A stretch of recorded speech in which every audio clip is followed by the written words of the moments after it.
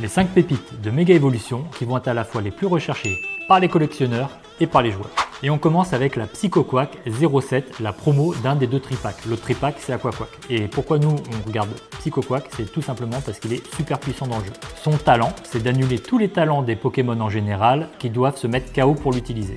Et là, on pense tout de suite à la suite évolutive Skelenox, Terraclope, Nocturnoir, qui est beaucoup joué dans le deck Lanceurien X et dans le deck Dracofeu X. Et bah avec Psycho Quack, c'est fini. Ça veut dire que tous les joueurs vont vouloir avoir au moins un exemplaire de Psycho Quack dans leur collection. Et pour les collectionneurs purs, et bah ça va être une carte obligatoire pour compléter un Master Set.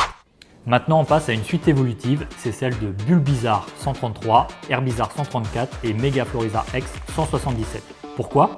Tout simplement parce que les cartes se suivent et créent une fresque du plus bel effet dans un classeur. On avait déjà eu la même chose avec 151, mais là c'est l'intégralité de l'illustration qui se colle les unes aux autres. Et l'illustrateur, c'est Machu.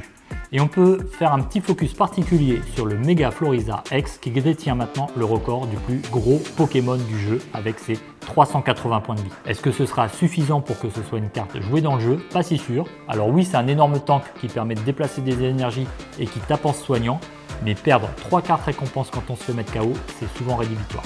Et maintenant, on va s'attarder sur un stade. On le trouve à la fois en version normale et en version UR Full Art, c'est la numéro 172, c'est Jardin Mystère. Alors qu'est-ce qu'il fait de spécial ce Jardin Mystère? Et bien tout simplement, il s'intègre parfaitement dans la stratégie du deck Gardevoir X qui domine le format standard depuis plusieurs mois.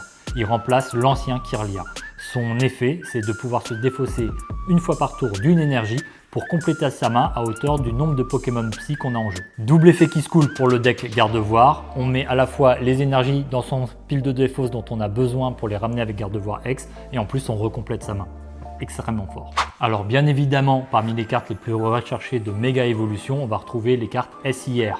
Les Special Illustration rares, elles sont toutes magnifiques, on pense au Absol, au Gardevoir, au Lucario. Moi, celle que j'ai en tête, c'est la détermination de Lily, parce que à la fois c'est une traîneuse qu'on peut rattacher à la catégorie Waifu, mais surtout parce que son effet est extrêmement puissant dans le jeu et remplacera très bien à la fois machine et recherche professorale. Alors en parlant des 10 SIR de la série, il y en a une qui démarque un petit peu du haut, c'est le Major Bob. Je sais vraiment pas quoi en penser, dites-le nous en commentaire. Et pour terminer, et c'est ce qu'on voit déjà un peu aux États-Unis, tout le monde espère paquer une méga hyper rare, la nouvelle version des Gold, tout simplement parce qu'elles ont été un peu remaniées et elles sont un peu plus jolies qu'avant. Ça fait que maintenant que les cartes les plus recherchées d'une série en termes de prix, et c'est que pour l'instant, c'est des Gold, ça change un peu. Et ce qui est intéressant de noter, c'est quand on regarde les premiers pull rates, elles sont plus rares que les Gold d'avant, à hauteur d'environ une tous les 780 boosters.